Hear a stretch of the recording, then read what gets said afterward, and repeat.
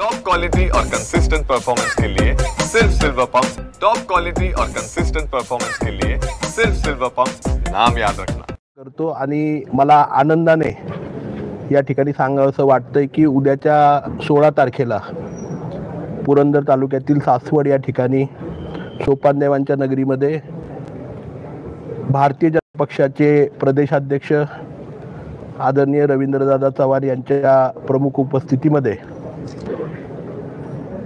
मी आणि माझे सर्व परिवारातील सदस्य हे भारतीय जनता पक्षाच्या परिवारामध्ये त्या ठिकाणी प्रवेश करतो आहोत। आणि हा प्रवेश करत असताना आपण मगाशी ऐकलं असेल संवाद मेळाव्यामध्ये सुद्धा अनेक माझ्या सहकाऱ्यांनी त्या ठिकाणी मागणी केली किंवा पाहिलं असेल की सर्वसामान्य परिवारातील सर्वसामान्य कुटुंबातील सर्व माझे सहकारी त्या ठिकाणी आहेत। कोणी मोठ्या परिवारातील मोठ्या कुटुंबातील नाहीये आणि सर्वसामान्यांचे सर्वसामान्य प्रश्न जे चुटकीसरशी सोडवले जाऊ शकतात, जे 2019 पर्यंत एक सर्वसामान्य कार्यकर्ता म्हणून आणि या परिवारातला सदस्य म्हणून मी सोडवायचे प्रयत्न केले।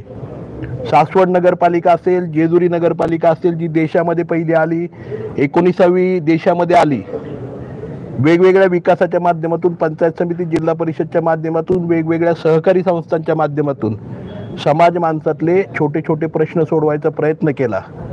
2019ला मला त्या ठिकाणी या तालुक्याचं प्रतिनिधित्व करायची संधी मिळाली आणि ही संधी मिळाल्यानंतर अनेक प्रश्न, अनेक गोष्टी आणि विकासाची दारं मला वाटलं की आपल्या पुरंदर तालुक्यासाठी खुली झालीत, हवेली तालुक्यासाठी खुली झालीत। आणि त्या भावनेतनं निस्वार्थीपणे गेली 5 वर्ष मी त्या ठिकाणी तळागाळापर्यंत शासकीय निधीच्या माध्यमातून, राज्य शासनाच्या निधीच्या माध्यमातून, केंद्र शासनाच्या निधीच्या माध्यमातून तळागाळापर्यंत प्रत्येक गावापर्यंत पोहोचायचा प्रयत्न केला।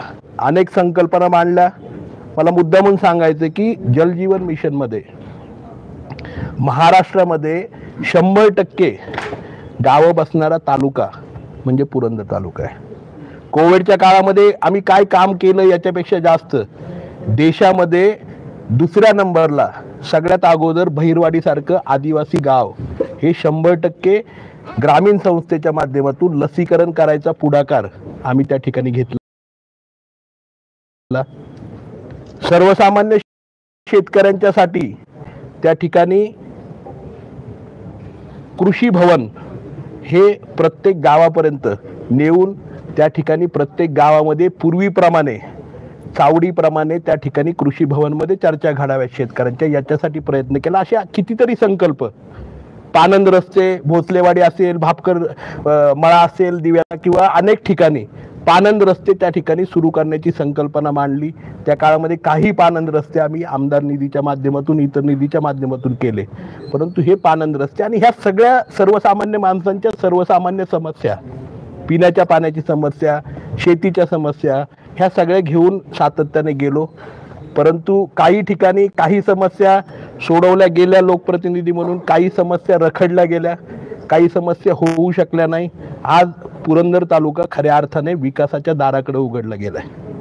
विमानतळासारखा अतिशय विकसित असा प्रकारचा प्रोजेक्ट त्या ठिकाणी येतोय, परंतु तो थबकतोय, वेगळी दिशा त्याला दिली जाते। ह्या सगळ्या गोष्टी बदलण्यासाठी गुंजवणीचं जे पाणी आहे आणि गुंजवणीच्या पाण्याबरोबरच मगाशी मी माझ्या लोकांना संबोधित करताना सांगितलं त्याप्रमाणे नीरा आणि गुंजवणीचं एकत्रित पानं कऱ्हेच्या पात्रामध्ये